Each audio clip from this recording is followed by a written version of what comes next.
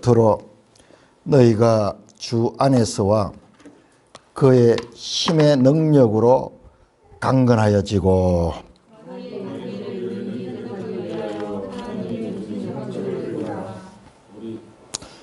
우리의 실험은 혈과 육을 상대하는 것이 아니요 통치자들과 권세들과 이 어둠의 세상 주관자들과 하늘에 있는 악의 영들을 상대함이라.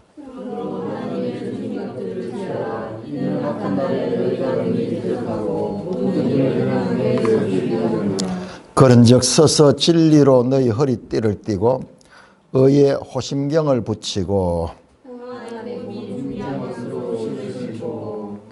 모든 것 위에 믿음의 방패를 가지고 이로써 능히 악한 자의 모든 불화살을 소멸하고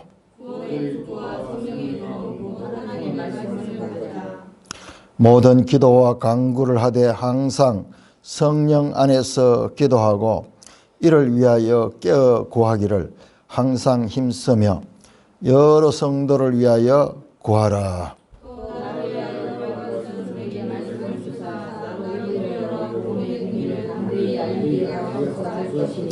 같이 이를 위하여 내가 쇠사슬의 메인 사신이 된 것은 나로 이 일에 당연히 할 말을 담대히 하게 하려 하심이라.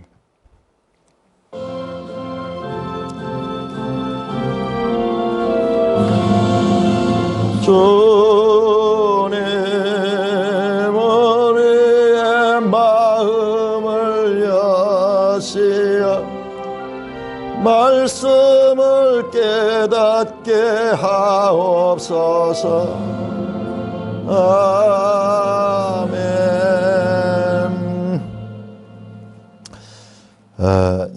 아직까지 제가 에베소서를 계속 묵상하면서 돌이켜보니까 한 10년 만이에요. 10년 만. 계속 매일 성경 순서 따라가지고 계속 그렇게 해왔어요. 근데 한 10년 딱 되면서 이번 에베소 하면서 하나님께서 여기서 딱 멈추게 하시고 계속 돌아보게 하시면서 성경을 새롭게 깨우쳐 주시는데 참 경천동지할 그와 같은 성경 말씀, 우리가 생각하는 것과 완전히 다른 그런 관점에서 성경을 볼 수 있도록 했습니다. 새벽마다 설교를 했는데 처음에는 하나님께서 이스라엘의 구원을 못하게 하셨는가? 그 제목으로 했다가 그 다음에 이게 또 하나님의 비밀하고 연결되어 있더라고요. 하나님의 비밀이라는 제목으로 계속 그렇게 하면서 하다 보니까는 그 주제가 성경의 핵심 주제예요. 핵심 주제. 가지가 하나 있길래 그걸 잡아가지고 뭐 좀 굵다 싶어가지고 이렇게 파고 들어가 보니까 이게 둥치하고 연결되어 있는 가장 그 주된 그와 같은 주제를 가지고 있는 것임을 알게 됩니다. 아마 딴 사람들 들으면은 내 설교 듣고 오해를 많이 할 거예요. 오해를 많이 할 건데, 근데 하나님의 말씀은 원래 그렇게 되도록 되어 있더라고요. 자, 오늘 말씀 가운데서 이 에베소 6장 10절에서 20장은 믿음의 뭐 방패, 그 다음에 뭐 성령의 검하면서 그 하나하나 구원의 투구, 복장, 이거 설명하는 설교를 많이 하거든요. 이거 들으면은 그게 보이잖아요. 그러니까 뭐는 이 투구고 무슨 이 전신갑죽 하는 게 이게 갑옷이에요. 갑옷. 옛날 갑옷. 그 다음에 로마 군인들 보면 영화 같은 데 보면 가슴에 보면 이렇게 철판으로 되어 있는 거 옷, 호심경 가는 게 그거예요. 호심경 가는 게 로마 군인들이 입는 그런 흉배 하는 거. 그 다음에 신발도 신고 전쟁할 때 그 모습을 비유해 가지고 지금 영적 전쟁을 가리키는데, 그런 내용보다도 이때까지 제가 능히 가는 말씀, 능히 두나마이 11절, 13절, 16절 능히 마귀와의 싸움에서 이길 수 있다는 거예요. 지금까지는 할 수 없었지만 이제는 할 수 있다는 거예요. 능히 두나마이 할 수 있다. 자, 오늘은요, 오늘 또 전혀 중요하지 않게 여기는 본문인데 바로 19절 20절 19절 20절 또 나를 위하여 구할 것은 내게 말씀을 주사 나를 입어여 복음의 비밀을 담대히 알리게 하옵소서. 그 다음에 20절 또 당연히 할 말을 담대히 하게 하려 합니다. 여러분 기억하실런지 요한복음 할 적에 제가 이걸 담대히 가는 이 말씀이 가지는 그 뜻을 강조해서 설명했거든요. 자, 요한복음 16장 25절 한번 찾아보세요. 요한복음 16장 25절.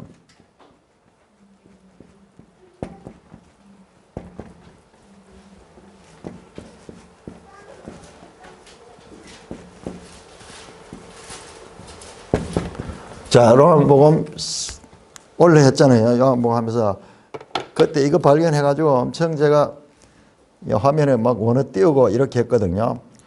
자, 16장 25절 같이 읽습니다. 시작. 이것을 비유로 너에게 일렀거니와 때가 이르면 다시는 비유로 너에게 이르지 않고 아버지에 대한 것을 밝히 이르리라. 밝히라는 단어 있죠. 밝히라는 단어가 요게 파레이시아. 자, 여기는 밝히라고 되어 있는데 제가 그때도 이거 강조했습니다.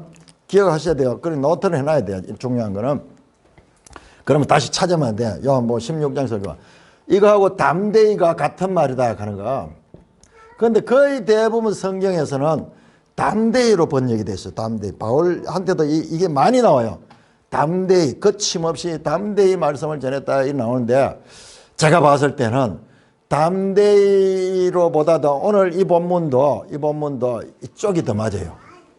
그러니까 이 성경을 보면은 단어를 가지고 문맥을 따라가 적용시키는데 보세요. 왜 담대히냐? 그럼 담대히도 맞고 말씀 전하는데 힘있게 전하는 것도 맞지만은 말씀을 알아듣도록 밝히 가르치는 거예요. 밝히. 사람들이 들어도 알지 못하는 거. 특별히 19절 보세요. 복음의 비밀을 담대히 알리게 한다. 복음의 비밀을 담대히보다는 비밀은 숨겨진 거잖아요. 그것을 밝히 가려진 것을 열어가지고 그것을 사람들이 이해할 수 있도록 가르치죠. 여기는 밝히 알리게 하옵소서 하는 번역이 더 맞을 거예요. 이 두 개 뜻이 같은 단어에 있으니까는 사실은 연결이 되죠. 내가 밝히 알아야지 담대히 가르칠 수 있죠. 그러나 반대로 담대히 가르치면서는 막 큰 소리는 치는데 자세하게 밝히 가르치지 못할 경우는 있을 수 있을 것 같아요. 그래서 바울이 지금 이 말씀을 하는데요. 지금 보세요. 여러분 방금 요한복음 무슨 말인가. 예수님이 하잖아요. 이제까지는 내가 비유로 말했다. 파로이미야. 비유라는 말도 되지만은요. 잘 알아듣지 못한 수수께끼 같은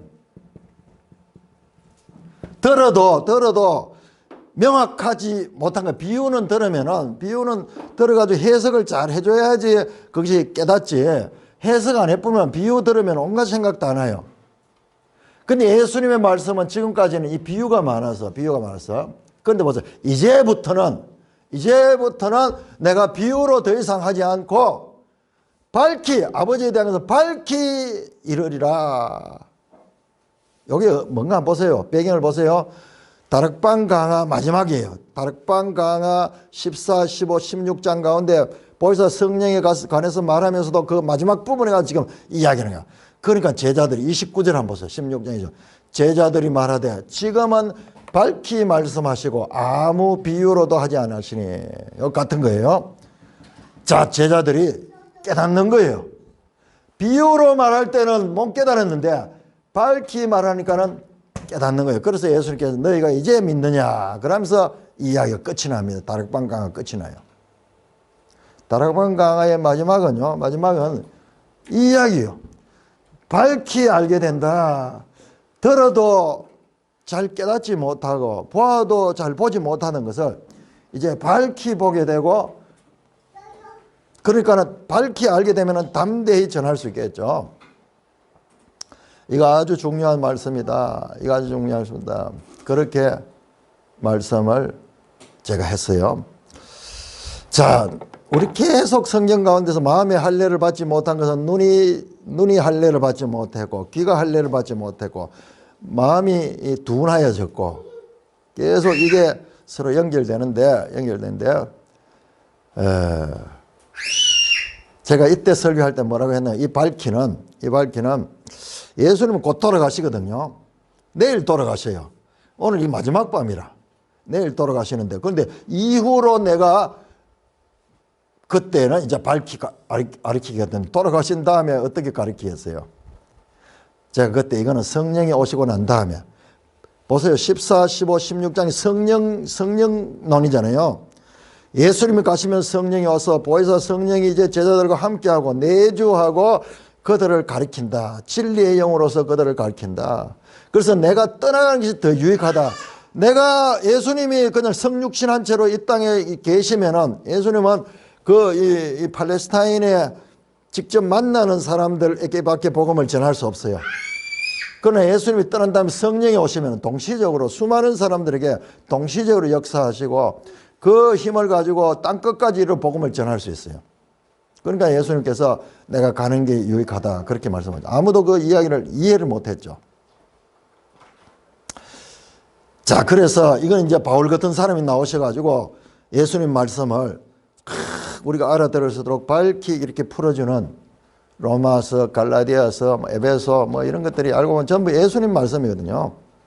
자, 그런 역할만 가지고 있는 것이라고 이야기했는데 이번에 새로 또 발견했어요.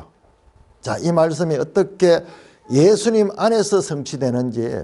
아니, 예수님은 이제 더 이상 이야기할 기회가 없는데 돌아가시는데 내일. 아니에요. 조금 더 있어요. 아직 예수님은 죽었다가 부활하세요. 자, 누가복음 24장 열어보세요. 누가복음 24장. 자, 누가복음 24장은요. 예수님이 부활하셨을 때 하는 내용입니다. 부활하셔서 제자들에게 나타나는 그 내용입니다. 그러니까 이제 우리가 성경을 보면서 많이 읽어뒀다가 야, 선지자 나오면 이 선지자는 어느 시대의 선지자다. 그 다음에 그 복음서도 장이 딱 보면 이 장은 지금 예수님이 이 공생의 초기냐, 중기냐, 안 그러면 말기냐, 아니면 부활했을 때냐, 이런 걸 분별할 수 있어야 돼요. 이 성경은 평생 읽어야 되는 거예요. 그러면 이제 읽어도 보지 못하고 깨닫지 못했던 것들이 깨달아지는 거예요. 지금 내가 이걸 깨닫고 얼마나 마음이 기쁜지 몰라요. 자, 누가복음 24장 31절 보세요. 부활하신 예수님이 엠마오로 가는 두 제자에게 나타나셔서 함께 길을 갔습니다. 그런데 부활하신 예수님을 보고도 이 제자들은 예수님을 이제 알아보지를 못했어요. 그래, 부활하신 몸은 사람처럼 몸은 있는데 조금 다른 것 같아요.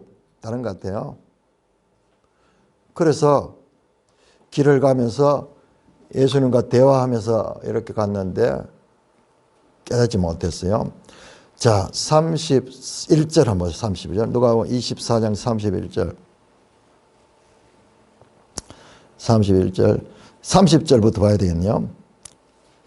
그들과 함께 음식 잡수 때 떡을 가져다 축사하시고 떼어 그들에게 주시니. 저는 제가 이 성찬할 때 이 말씀을 많이 인용했는데 전혀 다른 각도에서 보여요. 자, 떡을 가지고 그렇게 말씀을 축사하니까는 보세요. 여러분 31절 보세요. 그 그들의 눈이 밝아졌다. 여러분, 눈이 밝아지는 게 뭐예요? 눈이 있어도 보지 못하고 귀가 있어도 듣지 못하던 상태. 눈의 할례를 받는 거예요. 마음의 할례를 받지 못하고 눈의 할례를 받지 못하고 귀의 할례를 받지 못했는데 지금 이게 눈의 할례를 받는 거예요. 원어를 보면 더 실감이 나요. 디아노기오가 하는데 열렸다. 할례가 뭐예요? 잘라내는 거잖아요.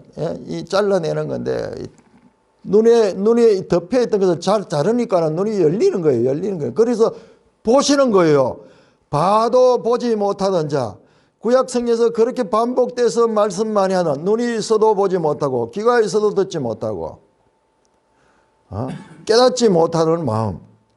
그게 지금 여기 성취되는 거예요. 예수님이 말씀했잖아요. 비유로 말해도 들어도 못할 말을 이제 파레시아, 밝히 깨닫게 하는 거. 밝히. 지금 이거예요. 이게 내가 이후로 너에게 밝히 말하리라. 부활하셔서 지금 그 일을 하시는 거예요. 그러니까 제가 지난번 설교했던 이야기, 이제 성령이 오셔서 그 일을 한다는 틀린 말 아니면 부족한 해석이었어요.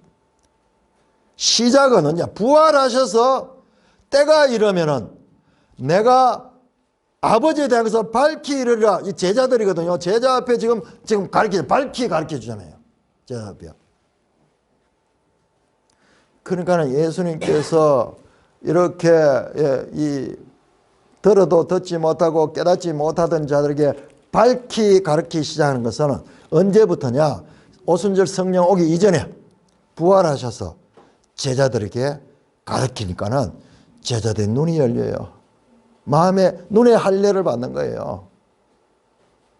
그리고 예수님의 모든 행위라든지 성경 기록은요, 구약적인 배경이 없으면은 여러분 그냥 눈이 밝아졌다 이거 하고요. 우리가 구약부터 생각했던 모든 문제는 마음의 할례를 받지 못해서 일어나는 문제인데 예수님 오셔서 그 장면을요, 실제로 그 눈을 열어주는 내용이 이건 거예요. 그러니까 복음서에 나오는 소경 많이 나오죠. 소경의 눈을 열어주는 것도 전부 그거예요. 그 그림 언어예요. 예수님은 누군가 바로 할례를 행하시는 분이다. 성령을 보내주시는 분이다. 자, 뿐만 아니라 45절 45절 여러 번 이야기 드린 말씀이죠. 예수님 오셔가지고 제자들에게 성경을 가르치는 거는, 그래서 성경을 깨닫게 하는데 어떻게 하냐. 45절 보세요. 45절. 그들의 마음을 열어 성경을 깨닫게 하고, 마음을 열어. 아까 눈을 밝혀 마음을 열어. 여기 같은 디아노기아 같은 단어예요. 같은 단어. 그래 눈은 밝아졌다 그렇게 표현했고 마음을 열었다 이렇게 표현하는데, 여러분 보세요. 이건 더 실감나죠. 할례하는 거예요. 마음의 할례. 마음의 할례를 행하는 거예요. 예수님께서.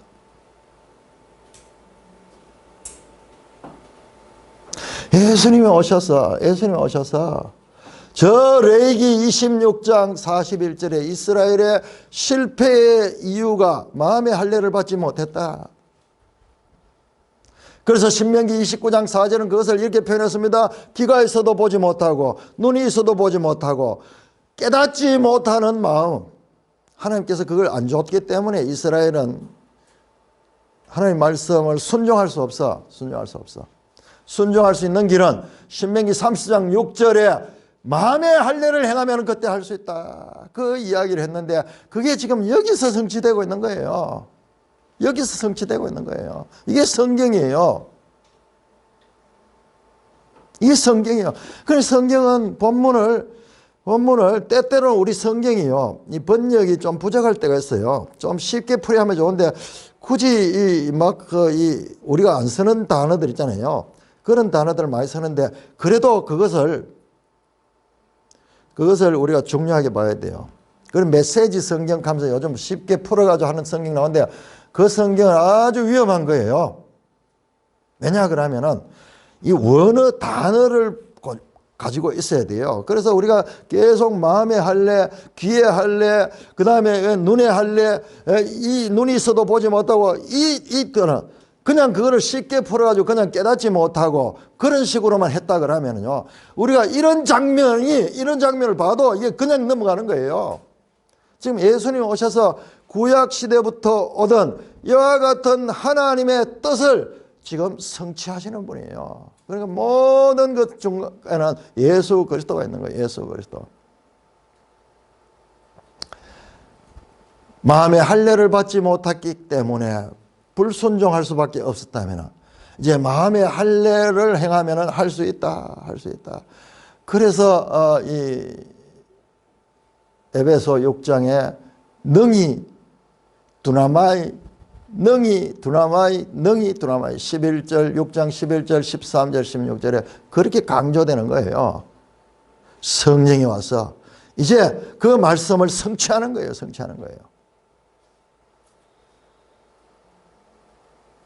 그러니까는 우리가 성경을 읽어도 이건 늘 보던 이야기거든. 늘 보던 이야기인데 요번에 이제 이 마음의 할례를 주제를 가지고 일하다 보니까는 새롭게 보였는 거예요.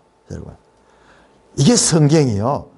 쫙 구약에서 묶였던 것이 신약에서 풀어지는데 이게 전부 그렇게 되어 있어요. 성경 66권이 그 구조로 되어 있습니다. 그러니까 이거를 발견해내는 일을 계속 해야 돼요.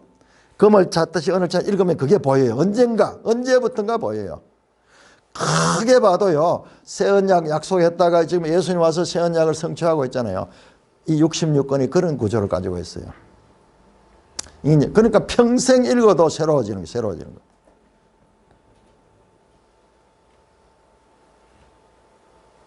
자, 사도행전 7장 한번 열어보세요. 그 주제를 다시 또 사도행전에서 스데반을 통해 가지고 보여줍니다.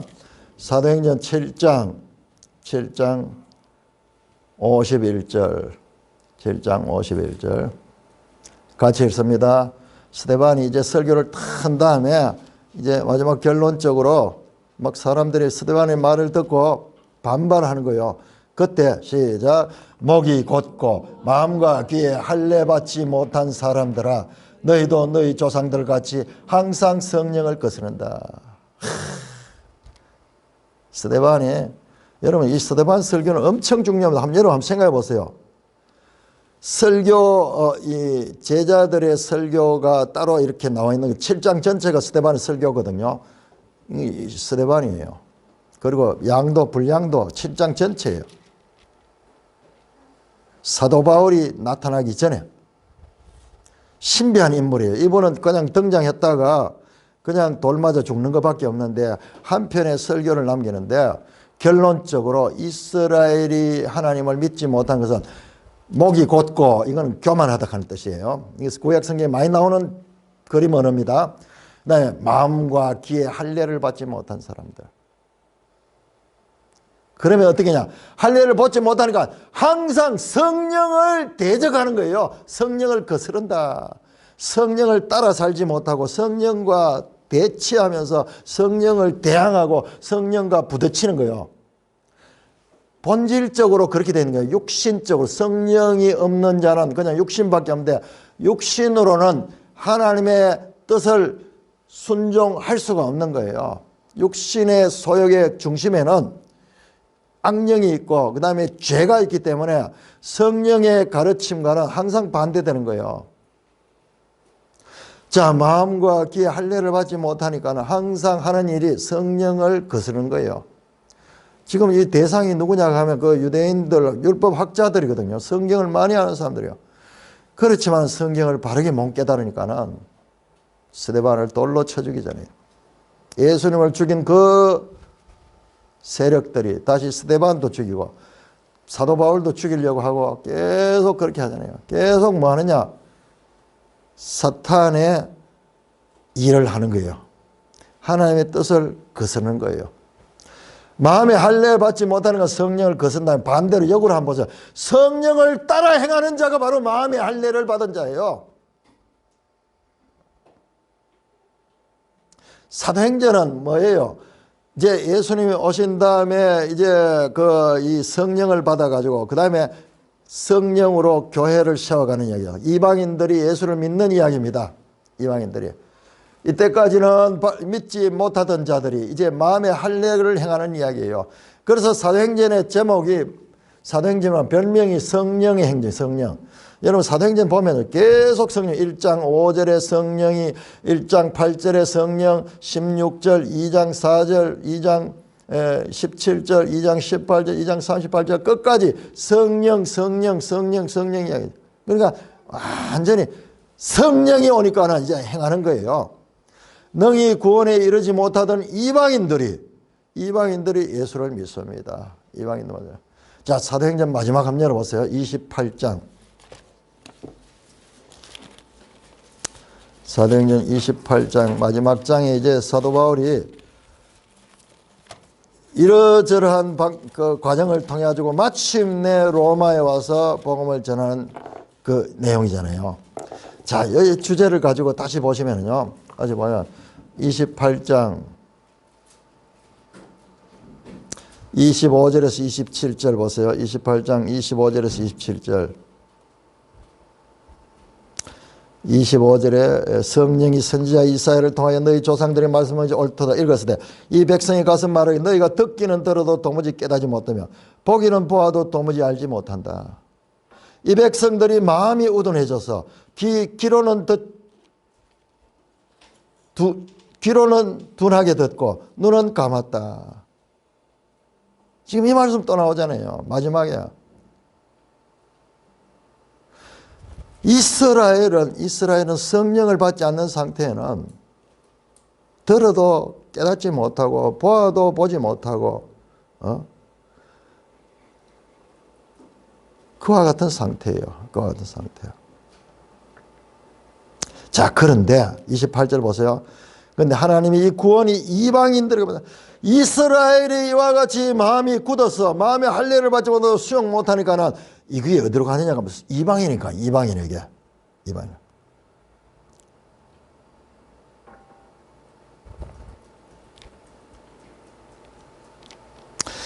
자, 유대인들은 마음의 할례를 받지 못하여 듣지 못하게 되고 이방인들이나 또는 유대인 가운데 성령을 받은 사람들은 이 바울의 말씀을 받아들인 거예요. 자, 31절 보 31절. 마지막에 이것도 새로 나와요. 31절.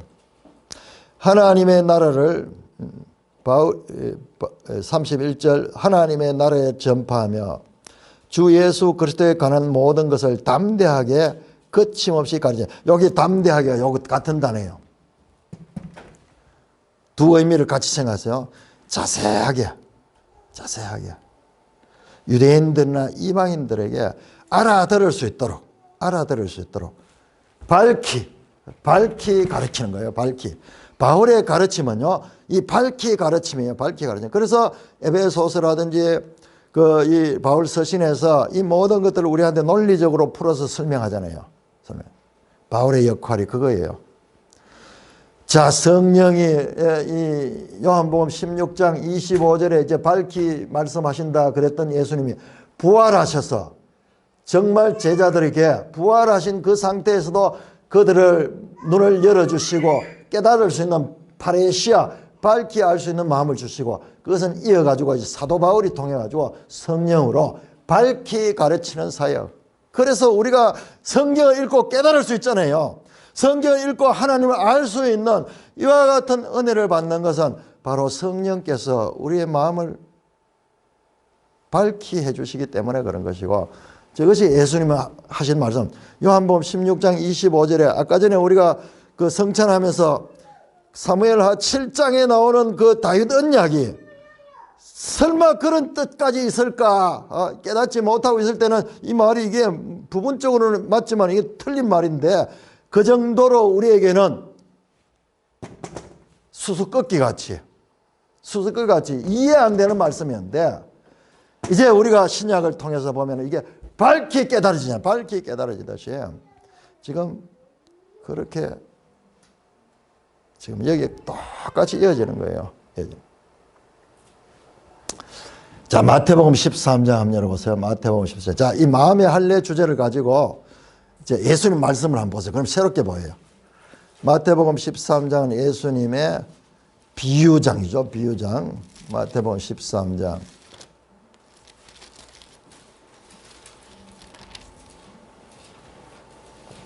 유명한 씨 뿌리는 비유입니다.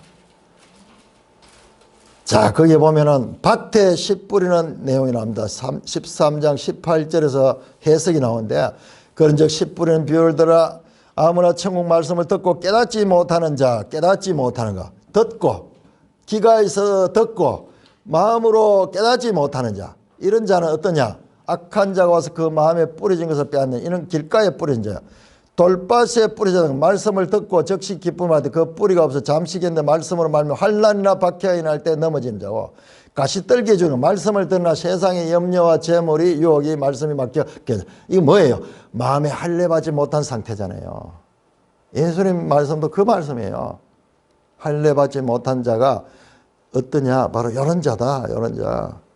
듣기는 듣지만은 이게 뿌리를 내리지 못해. 뿌리를 내리지 못해. 20절에 돌밭에 뿌려졌다 하는 거. 우리 구약 성경에 돌 같은 마음, 딱딱한 마음, 강팍한 마음, 완고한 마음, 그 마음을 지금 비유로 이렇게 하는 거예요.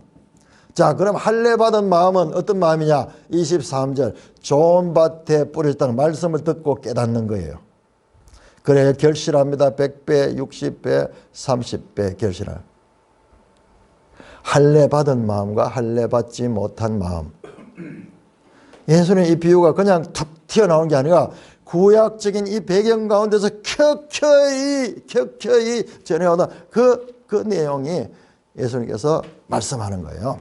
자, 오늘은 자 여기에서 나가서 이제 마귀의 계계가 주제니까는 자 10분의 비유 가운데서 24절부터 보세요.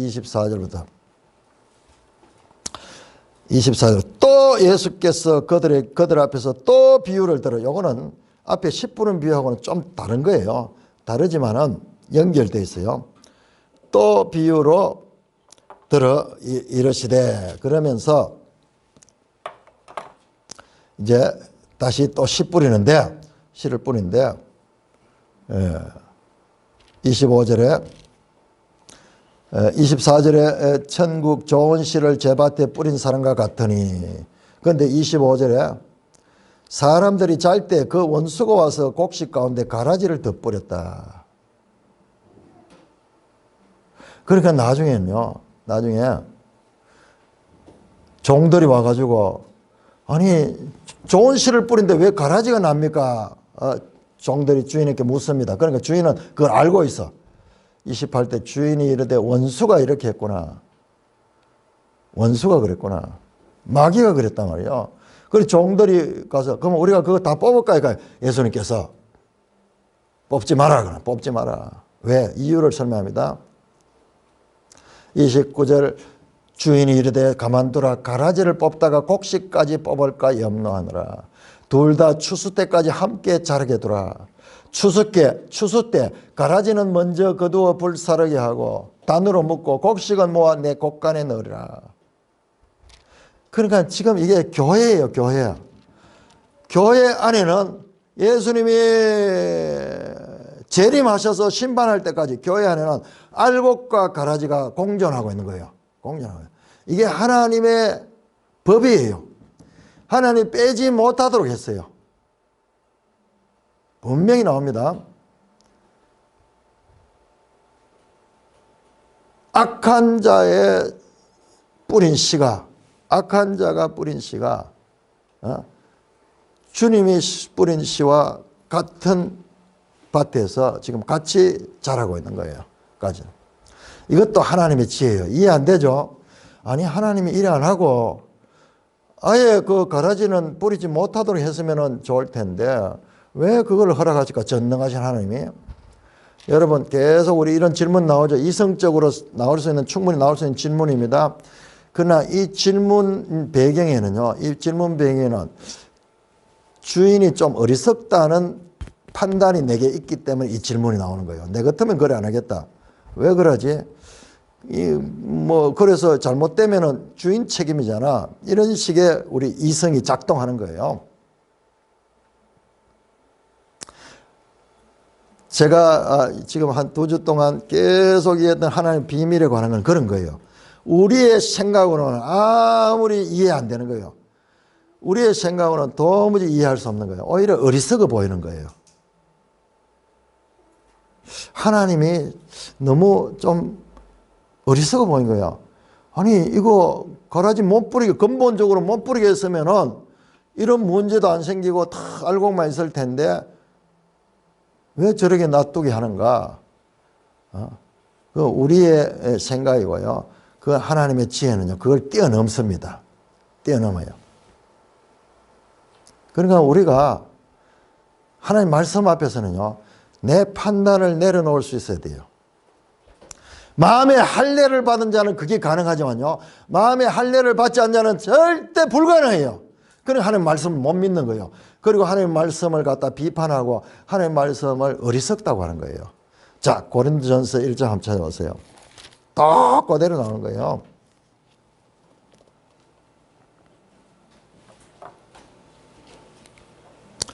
고린도전서 1장 18절 보세요. 1장 18절.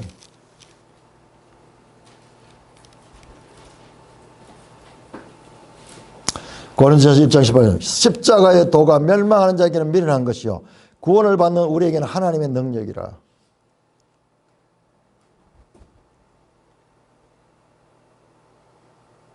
사람들이 볼 적에, 사람들이 볼 때 너무 미련해 보이는 게 예수님 하시는 게, 하나님 하시는 일이 너무 그렇게 보이는 거예요. 인간의 판단력을 가지고. 그래서 강조합니다. 25절. 하나님의 어리석음이 사람보다 지혜롭고 하나님의 약하심이 사람보다 강하다. 여러분, 하나님의 어리석음이 어디 있어요? 하나님의 약하심이 어디 있어요? 하나님은 전지전능하셔요. 그런데 비유를 하는 거, 비유를 우리가 알아들을 수 있도록 하나님 중에서도 제일 어리석은 게 그래도 사람보다 더 지혜롭다. 우리가 판단하잖아요. 이건 믿음으로 가야 돼. 하나님의 약하심이 사람보다 강하다. 이게 하나님의 지혜예요. 하나님의 지혜. 자, 2장 한번 보세요. 2장 14절. 2장 14절. 같이 읽습니다. 2장 14절 시작. 육에 속한 사람은, 고린도전서 2장 14절 시작. 육에 속한 사람은 하나님의 성령의 일들을 받지 아니하나니 이는 그것들이 그에게는 어리석게 보이며 또 그는 그것들을 알 수도 없나니 그런 일은 영적으로 분별되게. 이게 쉽게 얘기하면 마음의 할례를 안 받으면 오히려 하나님이 하시는 일이 어리석게 보이는 거예요. 그리고 근본적으로 알 수 없는 거예요. 자, 그것을 알 수 있고 믿을 수 있는 것은 영적으로 가는 거예요. 마음의 할례를 받을 때 가능한 겁니다. 자, 예수님이 말씀하셨습니다. 이 밭에 알곡과 가라지가 동시에 자라고 있다. 자, 그러면요, 교회는 오늘 에베소 6장에서 마귀와 대적해서 싸우라 그러잖아요. 그런데 교회 안에 마귀의 세력들이 들어와서 활동하는 거예요. 그럼 분별할 수 있어야 돼요. 영적 전쟁은 말씀 전쟁이에요. 말씀 전쟁. 여러분들 이단들 이래 보시면요, 이단들 가운데 사람들이요 너무 인품이 좋고 성품이 좋고 막 이런 분들이 있어요.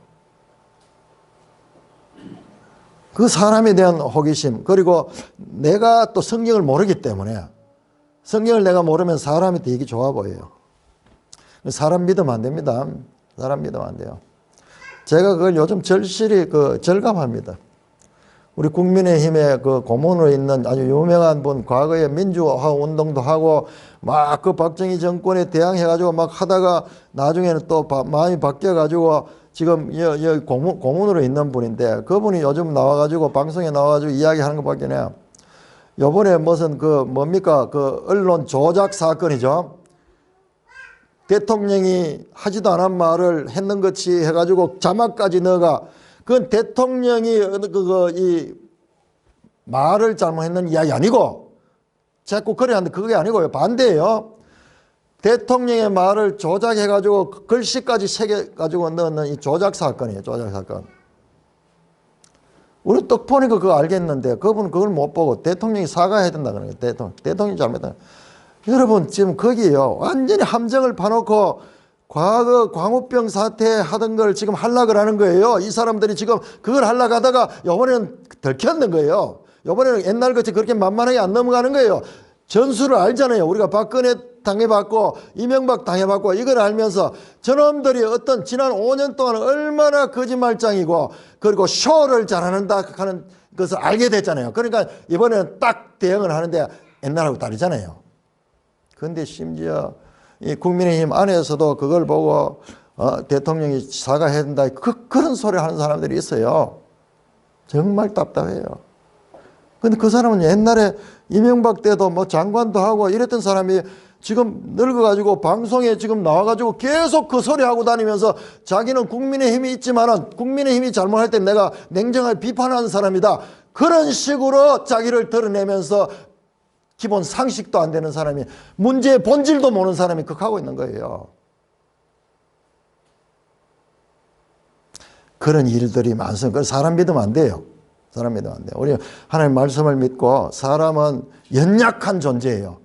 우리가 젊을 때는요, 사람이 막 좀 멋있어 보이고 막 그러면 막 그 우상도 만들고 막 그러잖아요. 그거 과정에서 충분히 누구나 겪는 과정이에요. 그러나 자라가면서 성경을 읽고 이러되면 사람은 근본적으로 죄인이야. 믿음의 대상이 아니야. 사람을 믿었기 때문에 실망하는 거예요. 지금 우리가 지난 5년 동안 얼마나 봤습니까? 입만 열면 정의 이야기하고 약한 자 이야기하고 가난한 자 이야기하고 평등하게 잘 살자 하는 사람들이 실체가 어떤가 드러났잖아요.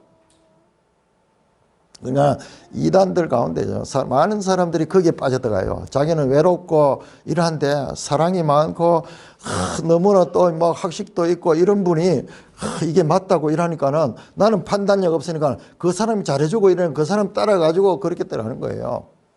그래서 사탄을 갖다가 사도 바울은 광명의 천사라고 해요. 광명의 천사. 여러분 한번 생각해 보세요. 광명의 천사. 빛으로 나타나니까요. 빛으로. 이 사탄은 암흑의 왕인데 드러나기는 빛으로 나타나는 빛으로.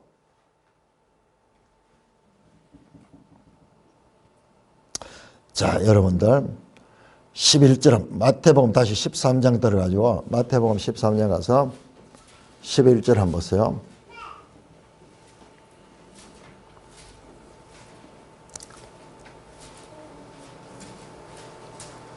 (13장 11절) 같이 읽습니다. 시작.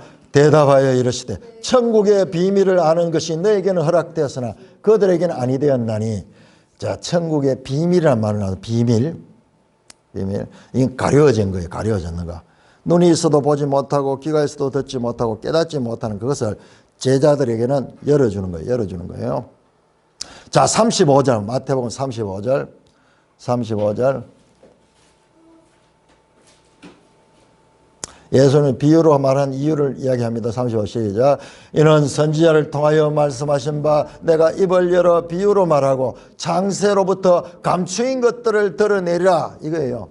비유에서 이제 밝히 말한 것. 감추어져 있던 것을 밝히 드러내는 거. 지금 이 씨 뿌린 비유 속에도 그와 같은 내용이 있습니다. 자, 원수가 와서 곡식 가운데 가라지를 뿌리고 왔죠. 이 원수는 마귀예요. 마귀는 한번 보세요. 창세기 3장 1점 처음 등장할 때 뱀으로 등장하죠.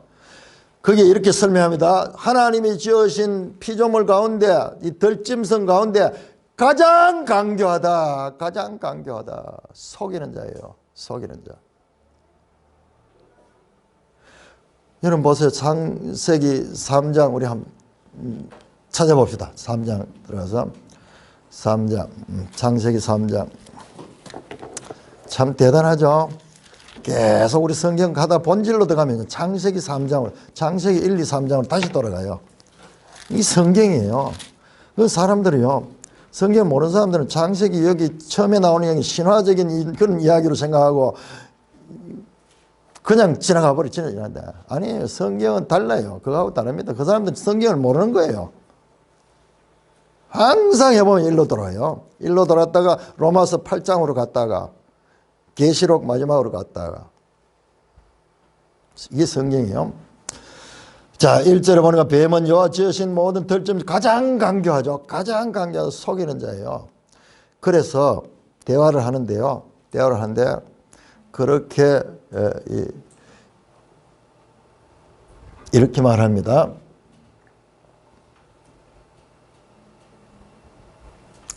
하나님이 1절을 보니까 뱀이 여자에게 물어야 돼. 하나님이 참으로 너에게 동산 모든 나무의 열매를 먹게 하는 참으로 여기 강조됐어요. 진짜가 그렇게 질문하니까는요. 여기에서 후달리 뿌는 거예요. 뭐라고 대답하나 그러면 여자가 뱀에게 말하되 각종 동산 나무 열매를 우리가 먹을 수 있으나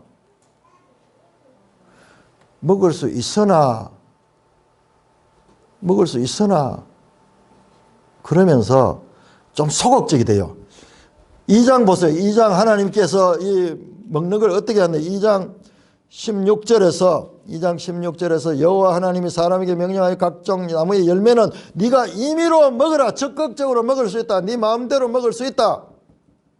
이렇게 하나님께서 자유와 그리고 권리를 줬는데 이 여자가 말할 때 뱀이 하니까는 임의로 먹되 임의로 먹되 그러면서 먹을 수 있으나 이렇게 자신이 가진 특권이 좀 위축이 돼요. 위축이. 그때 사탄이 또 공격합니다. 또 공격합니다.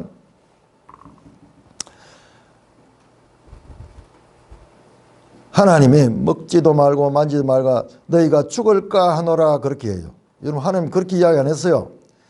하나님 먹으면은 안 되고 먹으면은 반드시 죽는다. 여기 수사가 많이 들어가서 먹지도 말고 만지지도 말고 또 먹으면 너희가 죽을까 하노라 죽지 않을 수도 있다는 표시잖아요. 아닙니다. 하나님은 말씀했습니다. 너희가 먹는 날에는 반드시 죽으리라. 그런데 하나님 먹지 말라 그랬는데 하와는 다시 먹지도 말고 만지지도 말라 이러면서 하나님 말씀에요. 뭔가 조금의 변화가 왔어요. 어떤 경우에는 하나님 확실히 말한 것을 조금 흐릿하게 해버리고 어떤 경우에는 하나님 말씀하지 않은 것도 첨가해가지고 하나님 단순하게 먹지 말라 먹으면 정령 죽으라 그랬는데 먹지도 말고 만지도 말고 혹시 또 먹으면 뭐 죽을까 하노라 이런 식으로 변질되잖아요. 말씀은 있기는 있잖아요. 하나님 말씀하신 명령이 있기는 있는데 지금 하와와 사탄과 이야기하는 가운데서 지금 뭔가 왜곡되고 그 다음에 첨가되면서 그 다음에 흐려져 버려요. 그때 사탄이 공격하잖아요. 먹어라 괜찮다. 먹으면 네 눈이 밝아진다. 여러분 한번 보세요. 먹으면 눈이 밝아진다.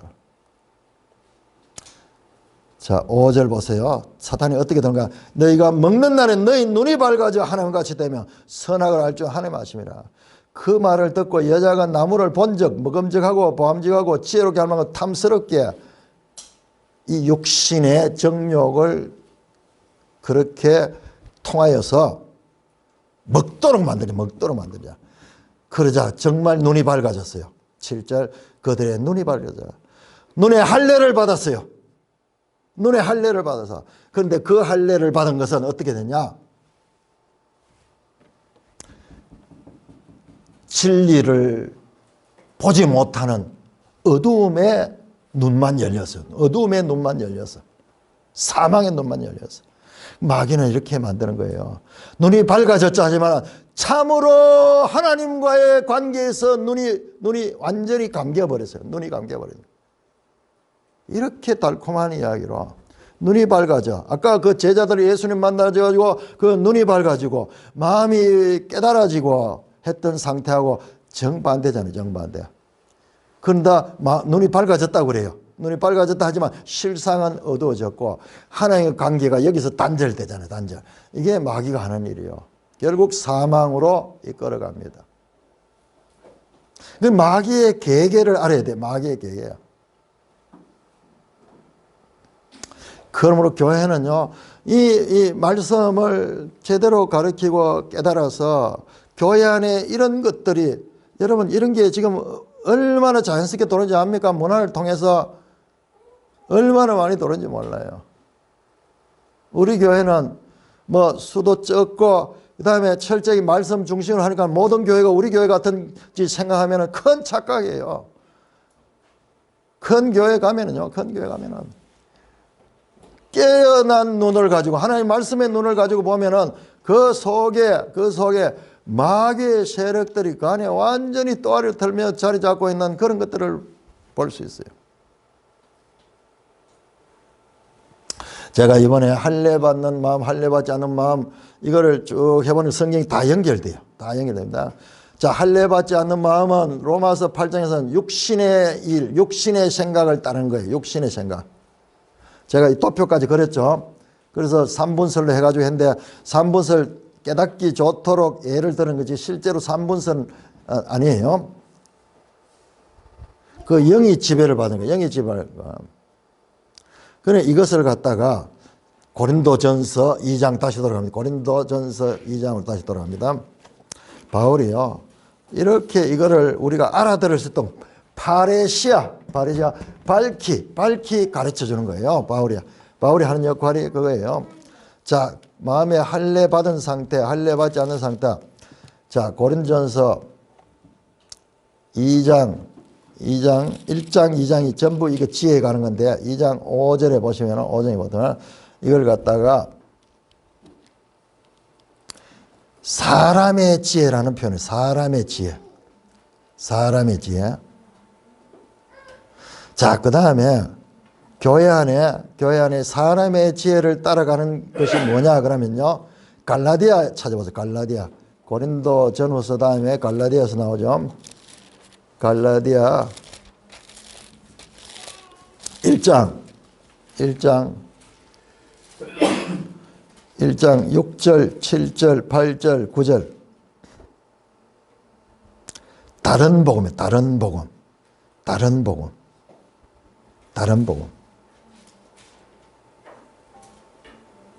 다른 복음의 특징은 10절에 보면 사람들을 좋게 하는 사람을 기쁘게 하고 사람을 좋게 하고 사람들의 기쁨에 참여하면서 하나님과의 관계는 멀어지는 거예요. 자, 할례 받지 않는 마음은 그럴 수밖에 없어요. 근본적으로 그 속에 악령이 지배하고 있기 때문에 이건 사람 중심이에요. 사람 중심. 아니 다 사람 중심이지. 다 사람이 하는 거지. 다 사람 중심이지. 그렇게 세상은 다 이렇게 돼 있어요. 그 세상 사람들은 이 이야기를 하면 깨닫지 못해요. 깨달을 수 없는. 왜냐 그러면은 하나님의 지혜가 있어요. 하나님의 지혜. 할례 받은 마음은 할례 받지 못한 거 할례 받은 상태는 뭘 깨닫냐? 사람 중심, 하나님의 지혜. 하나님 중심. 자, 요걸 사람의 지혜라 그러고 요걸 하나님의 지혜라 그래요. 1장, 2장에서 계속 그 고린도전서 1장에 이걸 설명하는 거예요. 이걸 설명. 자, 할례 받은 마음은 로마서 8장 5절에 영의 일, 영의 생각 또는 영의 일. 그 다음에 고린도전서 1장 21절 보세요. 1장 21절 보시면은 하나님의 지혜라 그러면 하나님의 지혜. 1장 21절.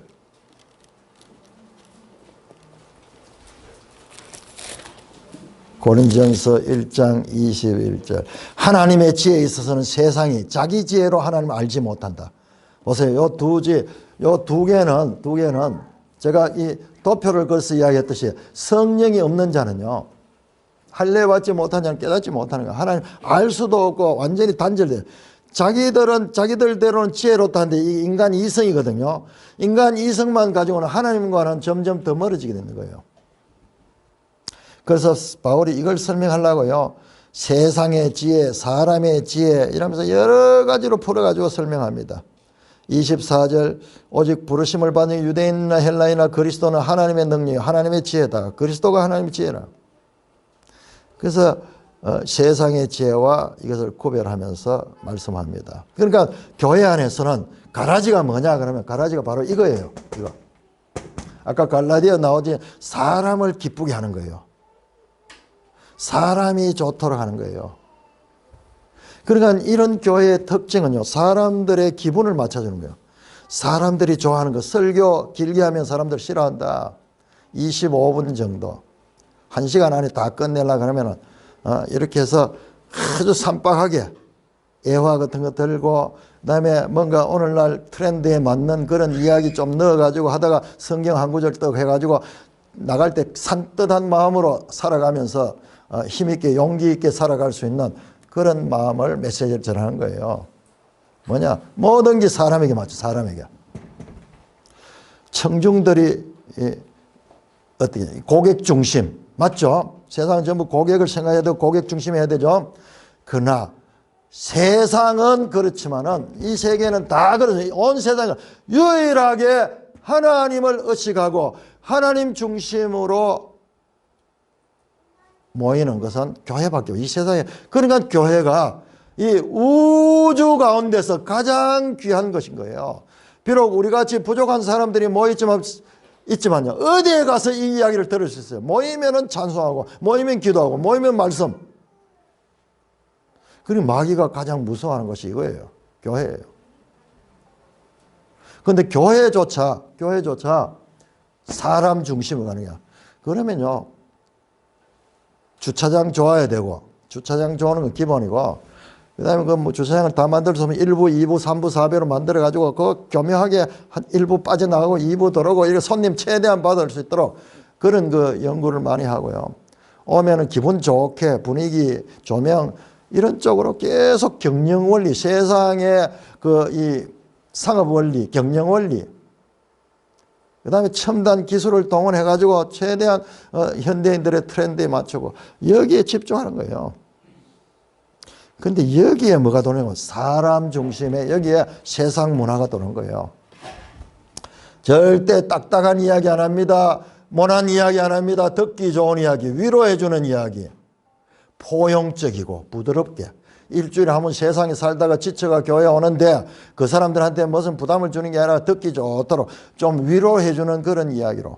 평생을 그렇게 하니까 평생을 가도 성경 모르는 거예요. 하나님 말씀 모르는 거예요.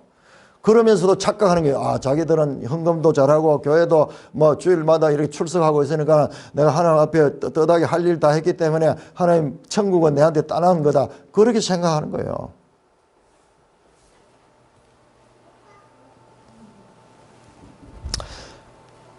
여러분들, 이단들 많이 있고요. 교회에 잘못된 교회 많지만은 이 사람 중심, 이거는 그러니까 우리가 계속 이게 뭐가 사람 중심인가 이걸 분별할 수 있어요. 이거 분별하려고 그러면은 성경 원본을 제대로 알면 이게 분별되는데 성경을 모르면은 내가 이 사람인데 내가 여기에 쩔어 있는 사람이에요, 내가. 그러니까 내가 할례를 받나가 내가 여기에 이거는 자연인이에요. 세상에 놔두면 전부 다 이걸 다 좋아해요. 그런데 우리가 성경을 통해서 내가 이 할례를 받게 되면은 성경을 사랑하게 되고 성경을 알게 되고 이러면은 이게 쉽게 분별이 돼요. 그러나 내가 이 상태가 아니면은 내가 그 안에 쩔어 있는데 어떻게 분별해요? 내게 좋으면 그게 좋은 거죠. 자, 이 사탄은 교회 안에 예수님도 말씀했죠. 알곡과 가라지가 끝날까지 심판 예수님 재림할 때까지 같이 있도록 예수님께서 허락해 뒀어요. 그리고 사도 바울도 교회 안에 영적 마귀와의 전쟁, 영적 전쟁을 해야 된다. 그렇게 말씀하죠. 자, 여러분들 이 마귀의 이 괴계가 가장 뚜렷하게 역사 가운데서 지속적으로 나타나는 것이 바로 로마 천주교예요. 로마 가톨릭 교회예요. 로마 가톨릭 교회예요. 그러니까 이걸 잘 알아야 돼요. 나는 사람들에게 로마 가톨릭 교회에서 어떻게 생각하느냐고 물어보면요. 놀랍게도 여러분들 우리는 거기에서 종교개혁 해가지고 나오고 박해를 받고 일 나왔기 때문에 로마 가톨릭을 배격한다고 이렇게 말할 것 같죠. 천만의 말씀. 내가 봤을 때 한국교회 목사님들 가운데 70% 이상은 로마 가톨릭도 좋은 것이다. 그래서 서로 교류하고 하나 되어야 된다. 여러분 분별력이 있어야 됩니다. 마귀와의 싸움을 알아야 됩니다. 좋잖아요. 서로 이웃 종교하고 하게 하는데 그런데 로마 가톨릭은요. 그걸 알아야 돼요. 그 1700년 동안 역사 동안 어떻게 했는가. 로마 가톨릭은 가장 정통적인 기독교로 세상 사람들이 알고 있어요. 왜냐? 역사가 오래됐잖아요. 개신교는 생긴 지 얼마 안 돼요. 500년 전에 종교개혁 때 나왔다 그래요. 그러나 그게 아니에요. 개신교회가 나온 것은요, 비록 그렇게 나왔지만 이미 초대교회 바울의 가르침이 있던 거기로 다시 돌아갔는 거기에 뿌리를 두고 있는 거지. 그냥 시간으로 보면은 나중에 나오니까 그런 것 같아요. 성경으로 돌아갔는 거잖아요. 그러면은 그 1세기 교회로 연결되어 있는 거지. 그러나 세상 사람들은 모르기 때문에 시간 순서로 뭐 가톨릭이 먼저 있다가 나중에 종교개혁이 났으니까는 가톨릭이 최고 정통이다. 그렇게 생각하는 거예요. 뿐만 아니라 가톨릭은요, 삼위일체를 인정합니다. 우리하고 똑같이 삼위일체 인정해요.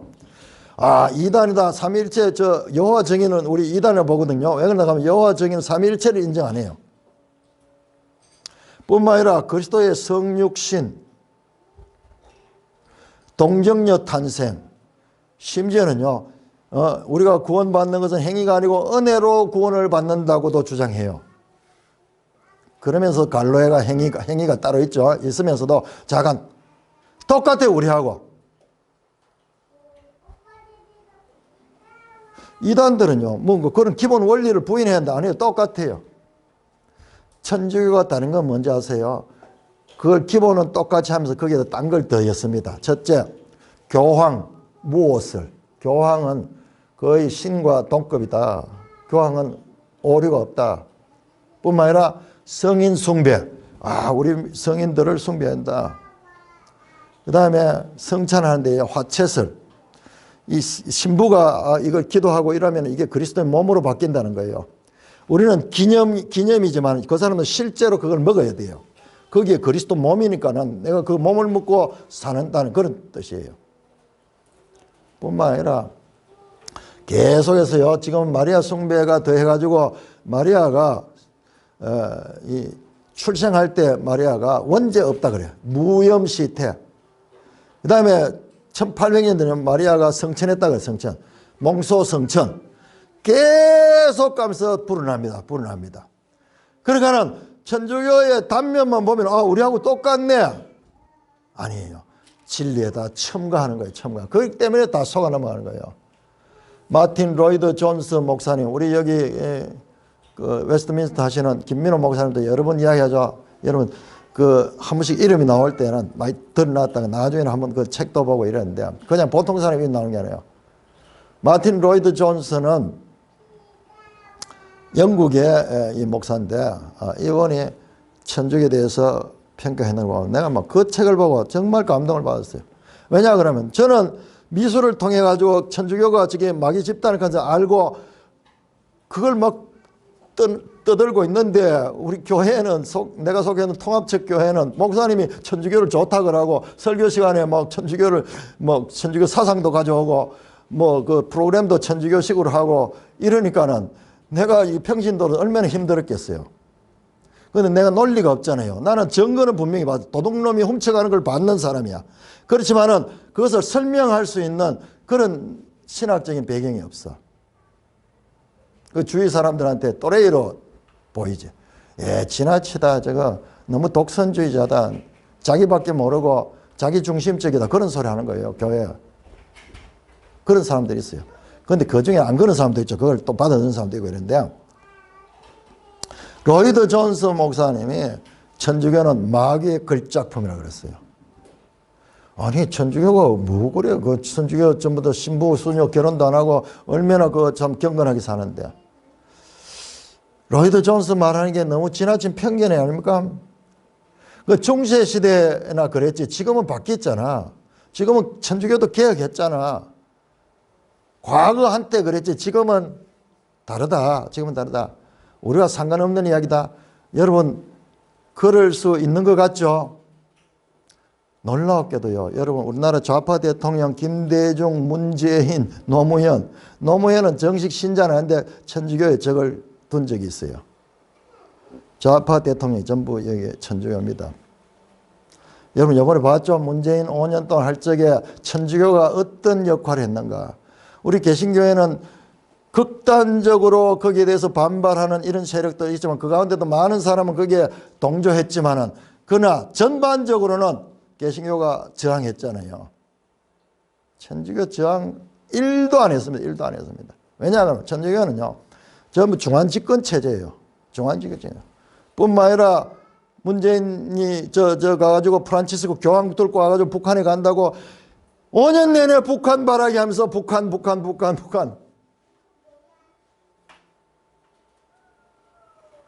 천주교는요, 철저하게 좌편향된 어느 종교 집단도 그런 데는 없어요. 불교도 뭐 우파도 있고 좌파도 있고 이런데 천주교는요, 100% 좌편향되어 있고, 여러분, 정의구현 사제라는 이름 얼마나 좋습니까? 그 이름을 가지고 골수 속속이 그 좌파 해방신학에 쩔어 있는 게 그 집단이에요. 1700년 역사를 갔습니다.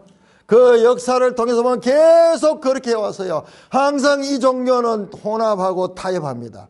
그래서 종교 통합에 제일 앞장서요. 지금 개신교를 같이 통합시키고자 하잖아요. 마귀의 계계가 어떻게 나오는가 보세요. 원본을 보세요.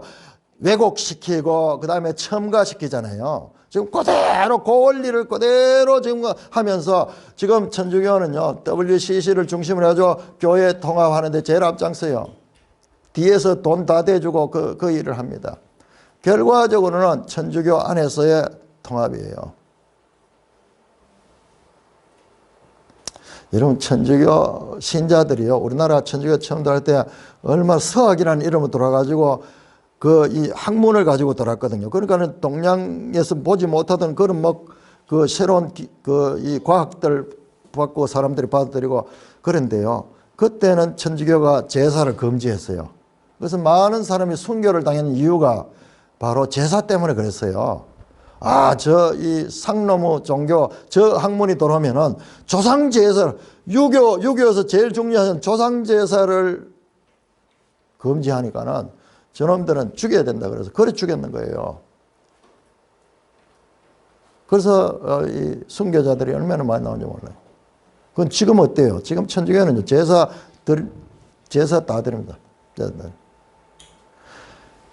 카멜레온처럼 언제든지 옷을 갈아입으면서 이 세상과 타협하는 거예요. 겉으로는 얼마나 경건해요. 신부도 결혼 안 하고 수녀도 결혼 안 하고 성경에 그런 이야기 어디 있어요? 성경보다 더 경건해요. 그렇지만 그 안에 들다 보면은 하나님 그게 뜻이 아니에요. 그러니까는 사람이 얼마나 속이 좁은지 몰라요. 혼자 사니까는 평생 혼자 살고 월급 많이는 안 주지만은 따박따박 나오고 이러니까는 그 체제 안에서 그냥 그대로 굳어 있는 거예요. 해방신학이라는 이 좌경화된 신학, 그게 천주교에서 따나옵니다. 남미 한번 보세요. 남미 전부 천주교 국가예요. 천주교가 들어가는 곳이 어떻게 되는가 보면은 다 이탈리아, 스페인, 유럽 가운데서 이탈리아, 스페인, 프랑스, 그 다음에 이 남미 전체 국가들이 다 천주교 국가예요. 그런 국가들에 과연 신앙이라는 게 하는 말씀이 있는가? 천주교 신자의 특징은요, 우상 숭배는 열심히 하면서 성경에 대해서는 무지하고, 그리고 그들은 미사에도 참여하지 않으면서 천주교 신자 1년에 몇 분 가도 천주교 신자를 그럴 자기 자신. 전반적으로 그렇게 되고 전반적으로. 그러니까 헌금도요 형편없어요. 11조도 제대로 한 사람 거의 없어요. 외국으로 가면은 확신이 있는 그 믿음이 아니니까는. 칼 막스가 이와 같은 이 공산주의 사상을 냈지만은 결국 유물론이거든요. 오늘날 이 칼 막스를 연구하는 이 학자들이 보니까는 이게 그냥 경제 사상가 아니라 이게 사탄의 일꾼이 사탄의 일꾼. 그래서 한번 생각해 보세요. 칼 막스의 사상에 들어가서 공산주의를 부르신 나라에는 얼마나 많은 피해 숙청이 있는가. 우리 북한에도 수백만 명이 죽임을 당했고요. 중국 공산당 모택동에는 5천만 명을 죽였다요. 5천만 명. 여러분 상상할 수 있습니까? 저곳에 가는 것은요, 살인이 과감하게 자행됩니다. 인류 역사상 어떤 전쟁보다도 더 많은 피해 숙청이 일어나고 있습니다. 그 사람들은 그것이 가능한 이유는요, 사람을 물질로 보거든요. 물질로. 여러분 사람이 물질이라 그러면요 못할 게 없어요. 평등하게 잘 사는 세상, 빈부 차이 없는 세상, 그거 만들자는 그 이상을 가지고 사람을 마음대로 자기들이 그 체제 안에 안 들어가는 건 다 없애버릴 수 있는 그런 사회인 거예요. 이게 얼마나 악마적인 사탄의 괴계가 있는 것인지 몰라요. 천주교가, 여러분 천주교 사상들이 여러 모양으로 지금 개신교에 들면 영성훈련, 지금 이 천주교의 영성훈련, 관상기도 이런 것들이요, 교회 안에 들어가지고 신학교 안에 자리 잡아가지고 신학생들이 필수적으로 거치는 코스가 돼야 되고요. 교회 안에도 목사님들이 대형교회에서 이런 훈련들을 집중적으로 시키고 있으면서 이게 어디서 나오고 뿌리가 뭔지도 모르는 거예요. 분별을 못하는 거예요. 할례 받은 사람, 말씀이 있는 사람은 딱 보면 이거 알아요. 어린애도 알 수 있어요. 어린애도. 그만큼 마귀의 괴계는요, 우리의 혼적인 이성으로서는 분별 못합니다. 더 그럴 때 보여요. 더 종교적으로 보이고 더 좋아 보입니다. 사랑하는 형제 자매 여러분, 마음의 할례로 시작된 하나님의 말씀은 결과적으로 순종할 수 있는 그와 같은 두나마이 하는 자와 그리고 순종할 수 없는 자, 아두나마이 하는 자, 그리고 그 내면 속에 성령이 있는 자, 악령만 있는 자, 성령과 악령이 공존하고 있는 그 상태에서 성령을 따라가는 자. 여러분, 예수님 사역을 다시 한번 예수님 사역 가운데 핵심 사역이 많은 사람들이 우리 교회에서 지금 십자가의 죽으심을 그렇게 이야기하는데, 그렇게 보면 안 됩니다. 십자가의 죽으심과 부활과 성령 보내주심이요, 항상 연결해서 봐야 됩니다. 여러분, 십자가의 죽으심을 제일 강조하는 게 천주교입니다. 그래서 성도들 집집마다 십자가 걸어가지고 예수님 십자가 못 박아 놨잖아요.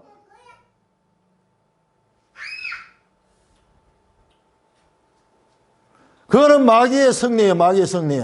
성경에 가르치면 죽으시고 부활하시고 성천하시고 보좌 우편에 앉아있는, 여기까지 분명하지 못하니까는 그걸 보고도 우리가 아무 분별을 못하고 우리도 교회에서 십자가를 그렇게 내세우고 있는 거예요. 예수님의 사역의 궁극적 목적, 죽으시고 부활하시고 궁극적으로 성령을 보내주신, 성령을 보내서 마음의 할례를 행하는 것입니다. 바로 구약 성경 근본에서부터 나왔던 문제, 그 문제를 해결한 거예요. 그 문제의 원점을 가서 해결한 게 예수님의 사역이에요. 궁극적으로 마귀의 일을 멸하러 왔다 그러잖아요. 마귀의 일을. 하나님의 아들이 온 것은 마귀의 일을 멸하러 왔다.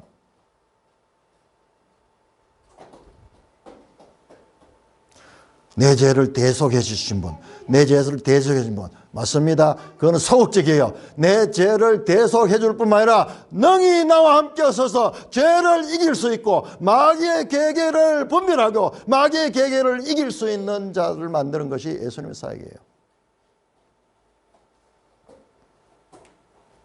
그래서 에베소서는 능히 두나마이 영적 전쟁에서 승리할 수 있다고 가르치는 것입니다.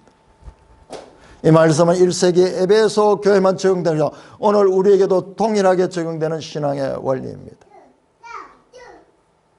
마음의 할례라는 저 모세 오경에 나오는 흐릿한 그 그림이 궁극적으로는 성령이 우리 가운데 내주하셔서 성령을 깨닫게 하시고 파레시아하게 해서, 파레시아 안 되고 그냥 수수께끼로 있으면요, 성경이 뭐가 됐냐, 읽어도 뭐가 됐냐, 이게 주문이 되는 거예요. 주문. 하나님은 우리에게 그걸 원치 않습니다. 깨닫도록 파레시아 상태에서 이 성경을 통해서 하나님을 알아갈 수 있도록. 그래서 알아가는 과정에서 하나님을 만날 수 있는 거예요. 이게 하나님이시다. 이 하나님의 구속사를 발견할 수 있고, 어떻게 우리 인생으로서 하나님의 그 계획을 알 수 있느냐, 그 비밀된 그 계획을 우리에게 밝히 계시해 주는 거예요. 끊임없이 사단은 우리에게 혼미하게 하고 우리 속에서 우리를 대적하고 또 외부적으로 이 악령을 통해서 우리가 진리로 못 가도록 지금 전쟁 상태예요. 이 전쟁에서 이기는 길은 성령의 검 곧 하나님의 말씀으로 능히 이기는 것이라고 에베소에서 사도 바울은 우리에게 가르치고 있습니다. 이 말씀으로 능히 예수께서 이기신 그 이김에 성차하여서 함께 이기시는 모든 산돌교회 되시기를 주님의 이름으로 축원합니다. 하나님 아버지, 은혜를 감사합니다. 이렇게 66권을 일관되게 우리에게 참으로 수수께끼 같고 비유같이 뿌연 안개 속에 있는 것 같은 말씀들을 밝히 알아갈 수 있도록 우리에게 성령을 주시고 성령으로 깨우쳐 주시니 감사를 드립니다. 마귀는 우리에게 혼미하게 예수 믿어도 능력 없고 예수 믿어도 그냥 믿지 않는 사람들과 비슷하게 사람의 지혜만 추구하고 그렇게 하도록 만드는 것을 알게 되었습니다. 하나님 아버지 성령으로 새롭게 하시며 우리 산돌교회 지체들 한 사람 한 사람 날마다 하나님 말씀을 바르게 깨달아서 그냥 피상적이고 주문적인 종교가 아니라 밝히 깨달아 마음의 할례를 받아 계속 하나님 말씀 안에서 성장하고 성숙하여 아버지 하나님이시여 열매 맺는 하나님 백성들 되게 하여 주시옵소서. 예수님 이름으로 감사하며 기도드리옵나이다. 아멘.